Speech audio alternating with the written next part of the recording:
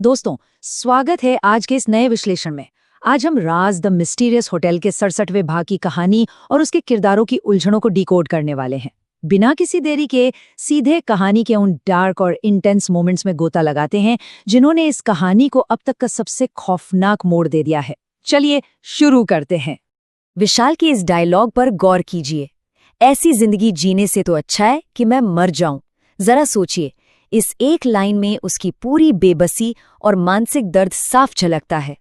कोई इंसान एक ऐसी भयानक जिंदगी जी रहा है जिस पर उसका अपना कोई कंट्रोल ही नहीं है।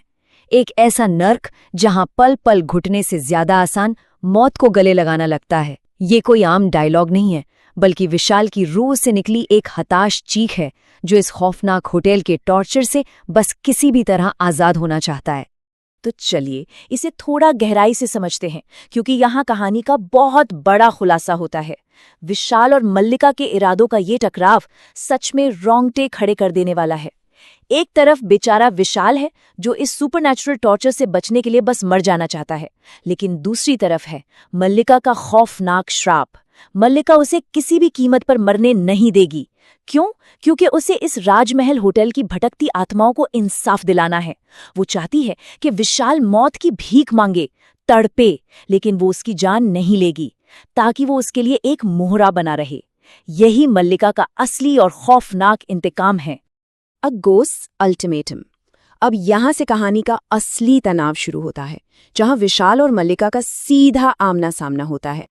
अब जरा इस साइकोलॉजिकल टॉर्चर को इमेजिन कीजिए। कहानी में डर का जो माहौल बनाया गया है वो कमाल का है। सबसे पहले मल्लिका की खौफनाक ठहाके मारती हंसी पूरे होटल की दीवारों में गूंजने लगती है। फिर अचानक विशाल को महसूस होता है कि जैसे कोई अदृश्य सी भीड़ उसे घेर रही है, उसके आसपास चल रही है। ये सीधा दिमाग पर वार करने जैसा है। और फिर एकदम से सन्नाटा, बिल्कुल डेड साइलेंस, और उसी सन्नाटे को चीरते हुए एक भूतिया फुसफुसाहट आती है। ये साफ दिखाता है कि कैसे किसी भूत के फिजिकल रूप में सामने आने से पहले ही इंसान के दिमाग में खौफ का बीज बो दिया जाता है। और वो भूतिया आवाज क्या हुक्म देती है? जाओ रिसेप्शन डेस्क पर अपनी ड्यूटी पूरी करो और बचा लो अपनी दिव्या को। ये धमकी ये साबित कर देती है कि मल्लिका का विशाल पर पूरी तरह से कंट्रोल है। मल्लिका बहुत अच्छे से जानती है कि विशाल अब दिव्या से प्यार करने लगा है, और वही उसकी सबसे बड़ी कमजोरी है। इसीलिए वो दिव्या की जान को एक मोहरे की तरह इस्तेमाल कर रही है, ताकि विशाल इस खूनी और जानलेवा खेल से भाग ना सके। मल्लिका की ये चाल सच में बहुत ही निर्मम है। The bleeding painting. अब कहानी तेजी से नीचे रिसेप्शन डेस्क की तरफ शिफ्ट होती है, जहां दिव्या बिल्कुल अकेली है। जब विशाल बदहवास होकर नीचे भागता हुआ पहुंचता है तो दिव्या की हालत देखकर किसी के भी रोंगटे खड़े हो जाएंगे। वो बुरी तरह दहशत से कांपते हुए कहती है, वो लोग मुझे मार देंगे। उसने अपना चेहरा घुटनों में छिपा रखा है। होटल के उस डरावने सन्नाटे में जहां सिर्फ उनके सांसों की आवाज आ रही है, दिव्या का ये खौफ उसकी टूटती हुई मानसिक स्थिति को दिखाता है। विशाल उसे गले लगाता है, संभालने की कोशिश करता है, लेकिन दिव्या के अंदर ये बात बैठ चुकी है कि उसकी मौत बस अब करीब ही है। और ये दहशत पल पल बढ़ती ही जाती है। एक तरफ वो शांत टिक टिक करती हुई घड़ी, और फिर अचानक दिव्या की नज़र सामने दीवार पर टंगी एक पेंटिंग पर पड़ती है। ऐसा लगता है जैसे पेंटिंग में बना वो शख्स बिना पलक झपकाए लगातार उसे ही घूर रहा है। और फिर जो होता है वो किसी भी बुरे सपने से कम नहीं। उस शख्स की आंखों से अचानक खून बहने लगता है। दिव्या जोर से चीख पड़ती है, और तभी एक बहुत जोरदार धमाके के साथ होटल राजमहल के भारी दरवाजे अपने आप खुल जाते हैं। एकदम परफेक्ट और रोंगटे खड़े कर देने वाला हॉरर बिल्डअप। एंटर निकिता। अब उन दरवाजों के खुलने के साथ ही एक ऐसी चीज होती है जो इस पूरे भूतिया माहौल के बिल्कुल उलट और रहस्यमयी है। तो सवाल ये है कि आखिर ये निकिता है कौन? वो इस होटल के डरावने इकोसिस्टम में एक अननोन वेरिएबल है, एक ऐसा अनजान तत्व जो सब कुछ पलटने वाला है। उस भयानक अंधेरे को चीरते हुए हील्स की आवाज आती है, और एक बेहद ग्लैमरस लड़की शॉर्ट ड्रेस में अंदर कदम रखती है। ये नज़ारा इतना अजीब और बेमेल है कि विशाल, जो अभी कुछ सेकंड पहले तक मौत के खौफ से कांप रहा था, उसे देखकर पूरी तरह से सन्न रह जाता है। वो उसे बस देखता ही रह जाता है। और ये बात बहुत ही शानदार तरीके से ये दिखाती है कि एक ही सिचुएशन में किरदारों के रिएक्शन कितने अलग हो सकते हैं। दिव्या, जो साफ तौर पर निकिता की खूबसूरती देखकर जल भुन रही है और डरी हुई भी है, वो निकिता को कमरा देने से साफ इनकार कर देती है। वो झूठ बोलती है कि होटल में कोई कमरा खाली नहीं है। लेकिन मल्लिका का भूतिया इरादा तो कुछ और ही है। मल्लिका अपनी अदृश्य आवाज से विशाल और दिव्या को मजबूर करती है कि इस नई मेहमान को होटल में रोकना ही होगा। मल्लिका की वो धमकी सच में खून सुखा देने वाली थी। अगर तुमने उसे जाने दिया तो मैं इस लड़की के साथ भी वही करूंगी जो मैंने तुम दोनों के साथ किया है। अब यहाँ दिलचस्प बात यह है कि ये खौफनाक आवाज सिर्फ विशाल और दिव्या को ही सुनाई दे रही है, निकिता को नहीं।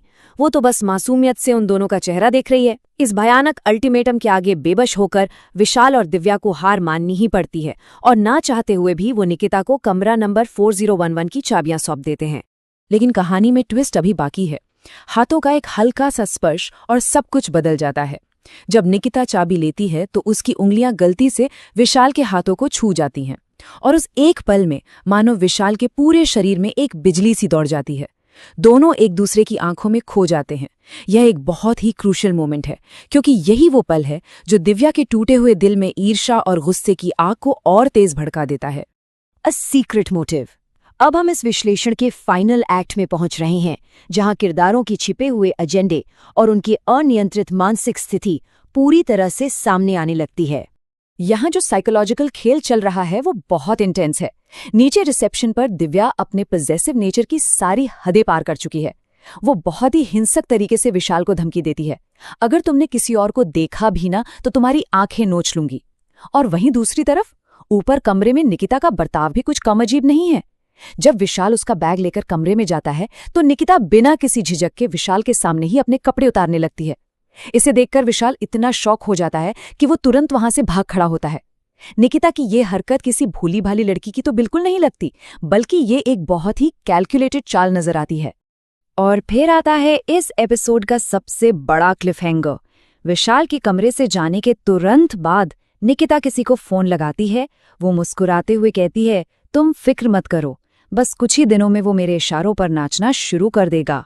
ये खुलासा सब कुछ बदल देता है। इसका मतलब साफ है कि निकिता कोई रास्ता भटके हुए मासूम मुसाफिर नहीं है। उसका इस होटल में आना कोई इत्तेफाक नहीं है, बल्कि एक बहुत ही गहरी और सोची समझी साजिश का हिस्सा है। इस एक फोन कॉल ने कई ऐसे सवाल खड़े कर दिए हैं जो पूरी कहानी की दिशा ही बदल देते हैं। आखिर निकिता फोन पर बात किससे कर रही है? वो जानबूझकर विशाल को ही अपना शिकार क्यों बना रही है? और सबसे बड़ा सवाल, इस भूतिया होटल राजमहल के बारे में वो पहले से क्या-क्या जानती है? अचानक से ऐसा लगने लगा है कि कहानी में भूतों से ज्यादा खतरनाक इंसानी साजिश रची जा रही है और इस नए खतरे ने सारे समीकरण बिल्कुल बिगाड़ कर रख दिए हैं।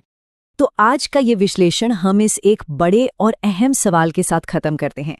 क्या निकिता भूतों के इस जाल में फंसने वाली कोई बेचारी मासूम शिकार है, या फिर वो खुद इस पूरे होटल में मौजूद सबसे खतरनाक राक्षस है?